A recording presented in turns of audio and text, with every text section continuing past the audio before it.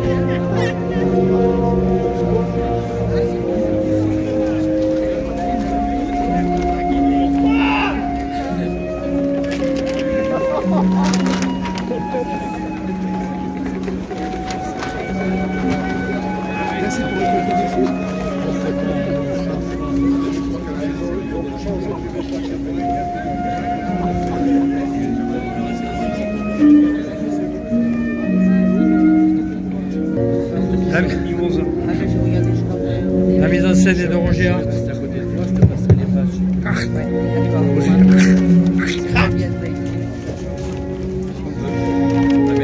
les commandes hier soir jusqu'à 11h. C'est vrai.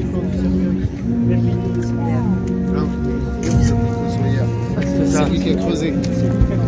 Il a creusé avec l'aide de...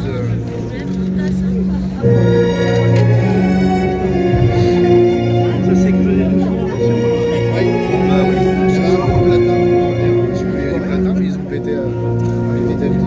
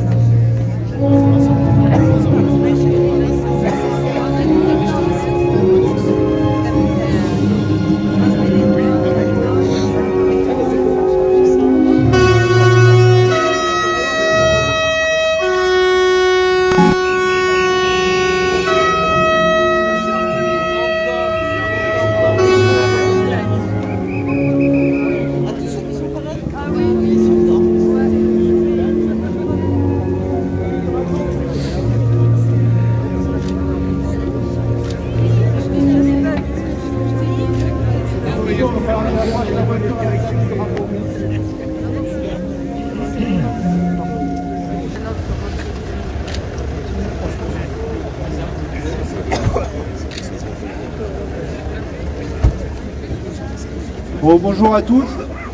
C'est un peu particulier, je pense que certains d'entre vous l'ont remarqué, mais c'est pas anodin. Pour ceux qui n'auraient pas compris, aujourd'hui c'est le dernier jour de la SNCF. On s'est battu pendant 3 mois en 2018 pour combattre la réforme qui amène à ça aujourd'hui. Et donc il va y avoir 2 prises de parole, une de Convergence Nationale Rail et une de Jacqueline Lhomme qui est élue départementale. Et aussi des prises de parole interpro après. Il y a un registre de doléances et je vais passer la main. Donc Djebari n'est pas là, je crois pas. Alors peut-être qu'il va faire. Il se bat, il se bat.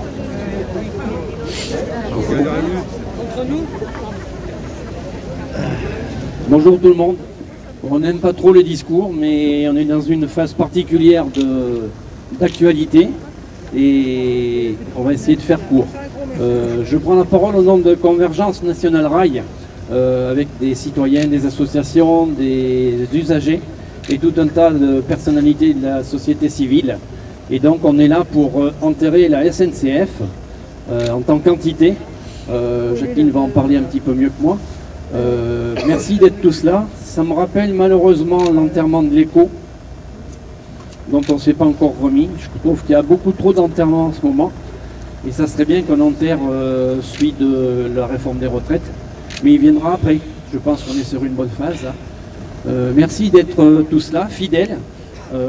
Ça nous réchauffe. Merci à nos camarades cheminots qui entament qui vont arriver au mois de grève, qui mènent.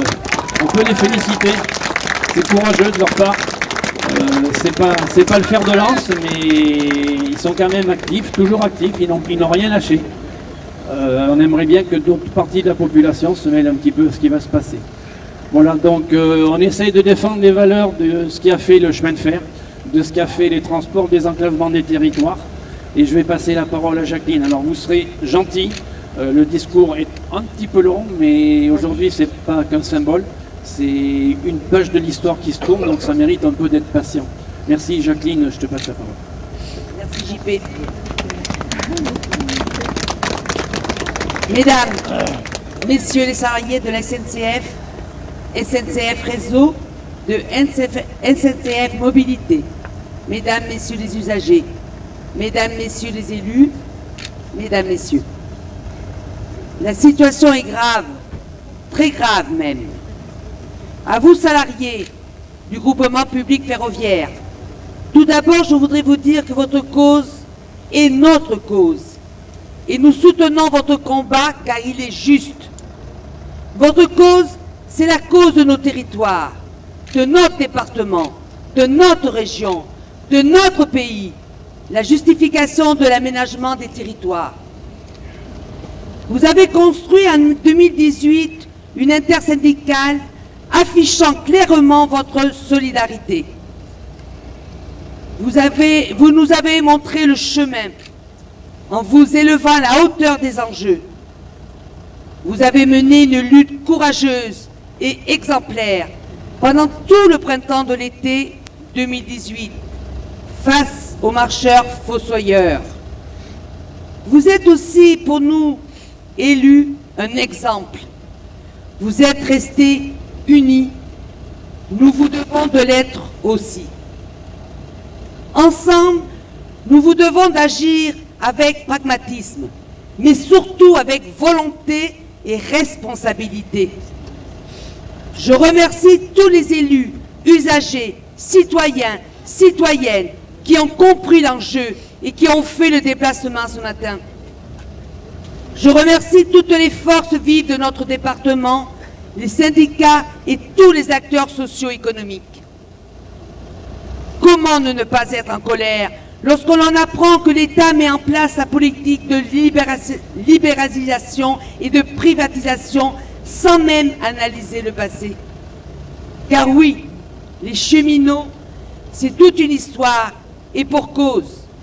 Depuis l'ouverture des premières lignes de train, dans lesquelles ont investi des banquiers comme Rothschild ou Pereire, et oui, déjà eux, les représentants de la classe ouvrière n'ont eu de cesse d'évoquer qu'abandonner les transports à des compagnies privilégiées, c'est abandonner le pouvoir de régler la consommation et la production, de fixer la valeur et le prix de tous les objets. La marchandisation en marche.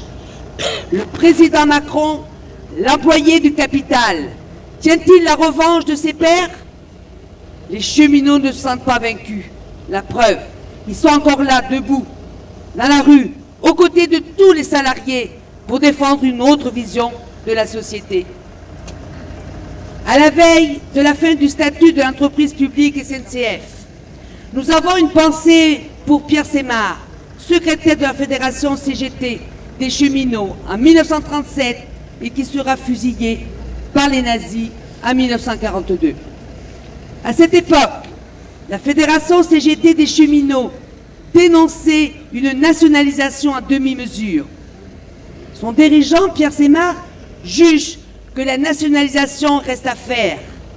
Ainsi, il proposait, dès la création de la SNCF en 1937, une organisation du réseau et de coordination de tous les transports dans l'intérêt des usagers et des collectivités avec une répartition des trafics en considérant primordiale la place du rail, accompagnée d'une égalisation des cotisations sociales dans tous les transports, rompant ainsi avec une logique de concurrence qui consiste, comme le prévoit un décret pris en marche de la création de la SNCF, à organiser des lignes automobiles destinées au remplacement des services ferroviaires. Ce qui a dû inspirer notre secrétaire d'État au transport, M. Djebari, lorsqu'il évoque des bus sur la ligne ferroviaire Limoges-Brive via Saint-Thirier, quand on nous dit qu'ils n'ont que des idées passéistes pour diriger la France.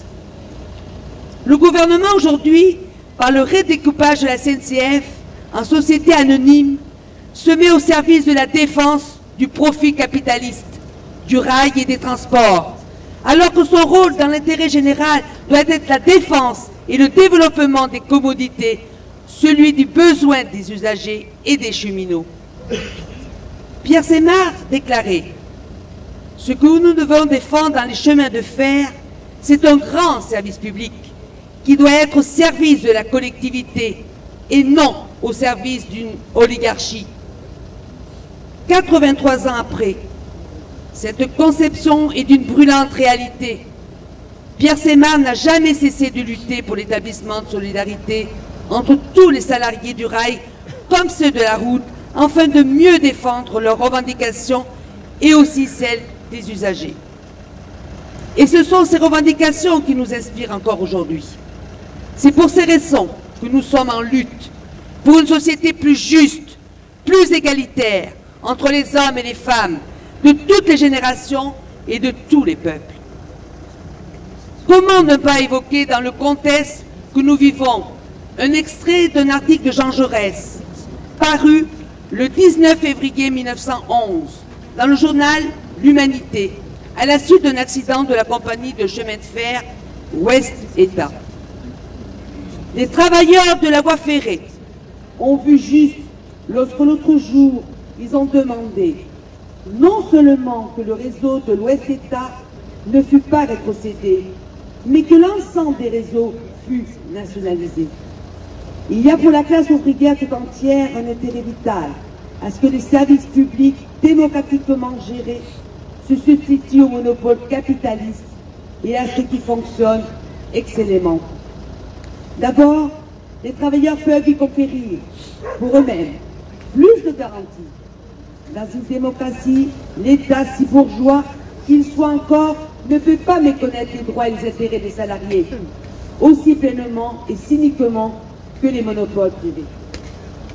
Le Parlement a intérêt pour la transformation de la société capitaliste en société socialiste, à ce que de grands services publics administrés selon des règles de démocratie et avec une large participation de la classe ouvrière, à la direction et au contrôle fonctionnent puissamment. Les services publics démocratisés peuvent et doivent avoir ce triple effet d'amoindrir la puissance du capitalisme, de donner aux prolétaires plus de garanties et une force plus directe de revendication et de développer en eux, en retour des garanties conquises, ce zèle du bien public qui est une première forme de la moralité socialiste et la condition même de l'avènement d'un ordre nouveau. Que les prolétaires défendent donc vigoureusement les services publics contre les campagnes systématiques de la presse bourgeoise. C'était là bientôt un siècle. Aujourd'hui, messieurs Macron, Philippe, Madame Borne, qui les dépassent, Monsieur Djebari et une bonne partie de nos députés vont savourer le fruit de leur travail destructeur mis en place avec le pacte ferroviaire de 2018. Comment ne pas être en colère quand on sait que cette réforme vise à finir d'éclater l'unicité de l'entreprise SNCF et en finir à ce qui a commencé à être mis en place depuis 1997, dès la création de RFF, puis 2014, et la réforme ferroviaire mise en place par le gouvernement Valls.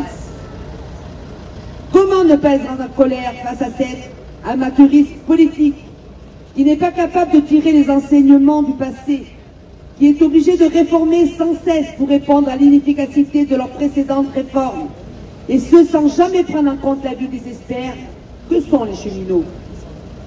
Comment ne pas être en colère lorsque la SNCF Mobilité obtient le prix 2019 de la plus mauvaise qualité de service, alors même que les cheminots dénoncent la mauvaise gestion de leur entreprise depuis des années et annoncer cette décrépitude comme inéluctable au vu de la gestion amatrice des dirigeants SNCF. Comment ne pas être en colère face à l'attitude des dirigeants du groupe public ferroviaire qui n'envisagent comme seule variable d'ajustement que la réduction des personnels, l'éclatement de l'entreprise en activité et filiales indépendantes. Nous sommes tous en colère contre des décisions ainsi injustes, ne laissant pas d'autre alternative qu'un rapport de force, pas de préparation, pas de négociation. Nous sommes tous en colère contre des décisions aussi injustes, ne laissant pas... Ah, oui, je me reprends. Pour SNCF, une seule voie sans issue et sans retour, la privatisation, comme précédemment pour la Poste, EDF, des fleurons de notre pays, France Télécom. C'est la responsabilité de l'État d'anticiper l'évolution d'une entreprise publique, la responsabilité de l'aménagement du territoire. L'État, en transformant les EPCI en CA et SAS, ouvre la porte aux actionnaires qui ne voient des stratégies qu'à court terme. Ils ne voient que par une logique de rentabilité financière et boursière. Notre présence ici aujourd'hui est l'affirmation de dire non à cette logique de tout financier. La SNCF a des atouts qu'elle a su démontrer au fil des années, dans les années 1970, avec la montée en puissance du fret, dans les années 80, avec la création de la grande vitesse et du TGV, dans les années 2000, avec les TER, Pour autant, pour pouvoir se développer et équilibrer ses comptes, la volonté politique tournée vers le développement durable et le maintien de l'unicité de ce fleuron français est indispensable. L'incompétence et la haine des cheminots que jugent les financiers qui dirigent ce pays nous amènent ici-bas aujourd'hui. Les hommes et les femmes qui travaillent à la SNCF ont des compétences et les savoir-faire professionnels nécessaires à ce développement. Nous avons besoin d'eux. Le cas SNCF n'est pas isolé. Il fait suite à la case des services publics français rencontrés par beaucoup d'entreprises depuis des années. Nous les avons déjà cités précédemment. Mes chers collègues, mes chers concitoyens, mes chers amis, vous tous et toutes ici présents, nous savons bien que les seules batailles perdues d'avance sont celles que nous ne livrons pas. Prochainement, nous enterrerons ainsi cette réforme antisociale des retraites que nous menons sans relâche, ensemble, solidairement, dignement. Relevons le défi. Le dire, c'est bien, mais le faire, FER, c'est mieux. Merci de votre bienveillance et de votre soutien. Vive la sociale!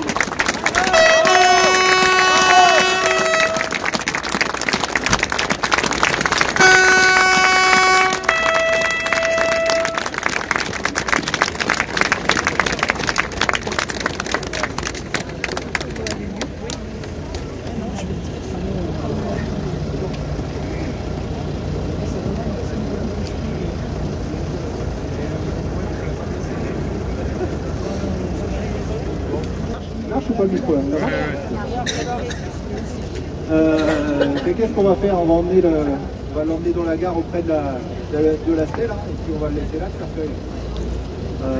Ça marche pas, là. Besoin des porteurs. Oui, c'est... 4 porteurs. Oui, c'est pas fini. Prends celui-là. On enlève... approche. Benoît. Bonjour à tous, merci énormément de tous être présents et de ce soutien dans ce jour difficile pour toute la famille cheminote, parce qu'aujourd'hui on peut dire qu'on est en deuil. L'âme de notre famille vient de s'éteindre, arrachée de la vie par des pantins du CAC 40 nommés Spinetta, Djebari, Borne et le machiavélique Macron.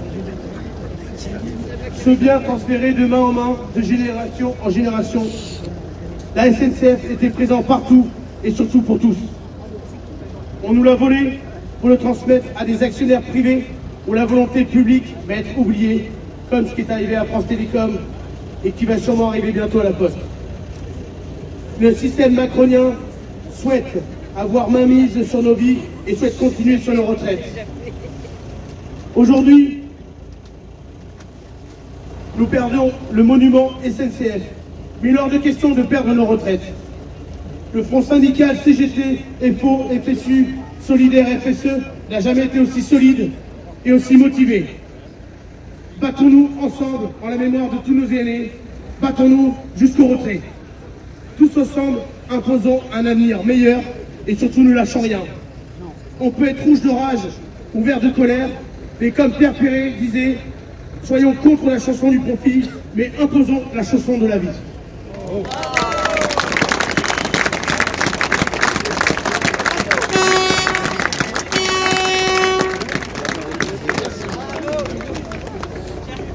Les camarades, merci à tous d'être là. Je vais parler au nom de l'Interpro et de l'unité syndicale qui est depuis le 5 décembre réunie régulièrement. Ben voilà, je ne vais pas rajouter grand chose. Hein. Macron a encore reçu un coup sur les services publics et il est toujours à charge sur les services publics. Donc nous, on va lui faire des vœux avant qu'il les fasse ce soir. Moi personnellement, je ne les regarderai pas. Je vous invite à en faire autant. Donc, chacun est libre de faire ce qu'il veut. En tous les cas, nous, on va lui transmettre nos vœux et on va lui dire que dès le 2 janvier, on sera là parce qu'on ne va pas le lâcher, Macron. Et on ne va pas lâcher sa réforme des retraites. Et il va la retirer parce qu'il n'aura pas le choix. Donc mes camarades, je vous donne tous rendez-vous le 2 à 10h30. Ça va faire un peu tôt le lendemain du 1er. Mais on sera quand même là parce qu'on est motivé. À 10h30, Carrefour Tourny. Et on ira défendre nos services publics, le service public de l'énergie. Et on sera nombreux. Et après, on donnera rendez-vous le 6, toujours à 10h30 Carrefour Tourny, où on ira discuter avec les pantins de Macron, nos députés de la République En Marche qui sont sur ce département. Djebari ne sera pas là, bien entendu, puisqu'il a été remplacé. Mais on ira leur expliquer notre façon de penser et notre volonté de retirer ce projet, et ils n'auront pas le choix. On lâche rien, mes camarades. On va pas le mettre devant la scène, on va le mettre devant la porte de la direction. Ça a plus de temps devant la scène, c'est pas le... C'est fort, c'est mieux là. On va pas le mettre devant la scène, on va le mettre devant la porte de la direction qui se trouve à l'intérieur. Et pourquoi? Parce que ça a plus de sens.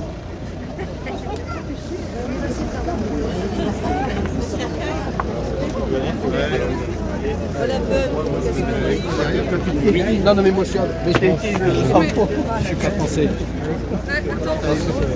Il y a 4 TER sur 10.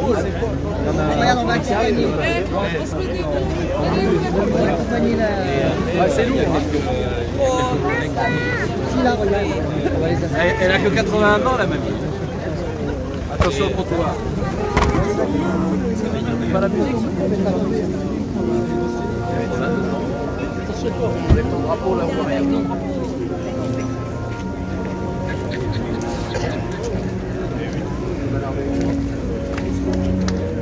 C'est moi qui porte plus quoi là.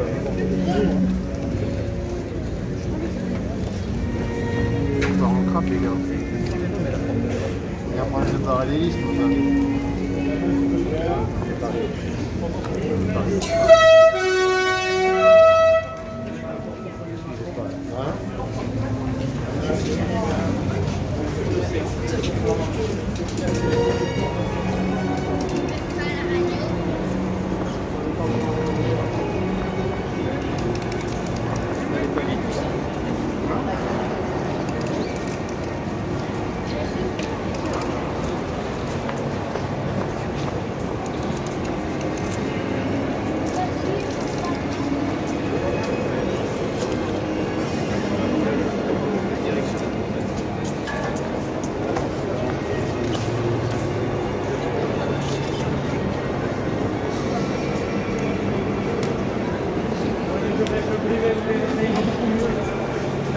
Beaucoup mieux.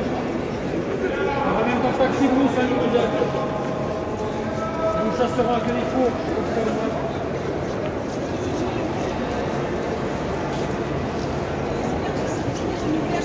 On va aller chercher les fours.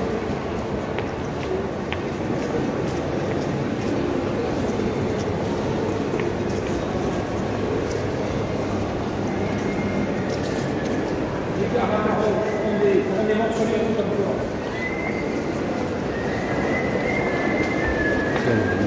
Ça les prend plus loin que moi là.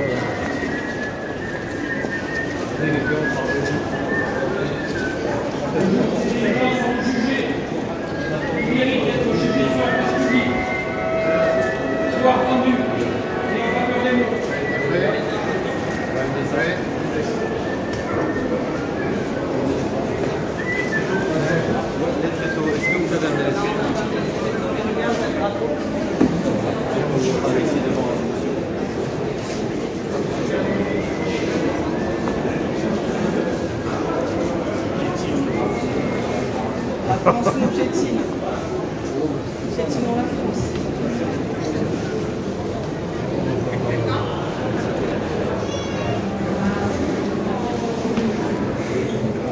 Au bout du jour. Et pourquoi? Quoi?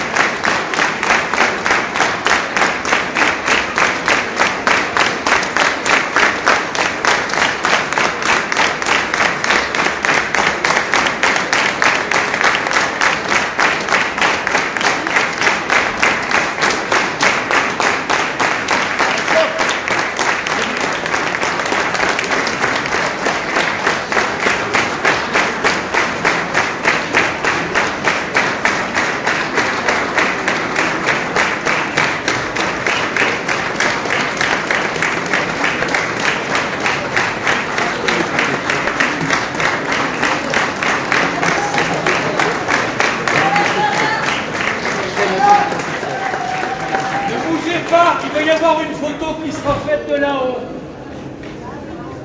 Vraiment un grand merci à tout le monde. Pas que les cheminots, tout le monde. Quelque chose de très important. Les cheminots ne sont pas morts. Si la SNCF est enterrée aujourd'hui, les cheminots seront toujours debout. Merci à vous. On continue.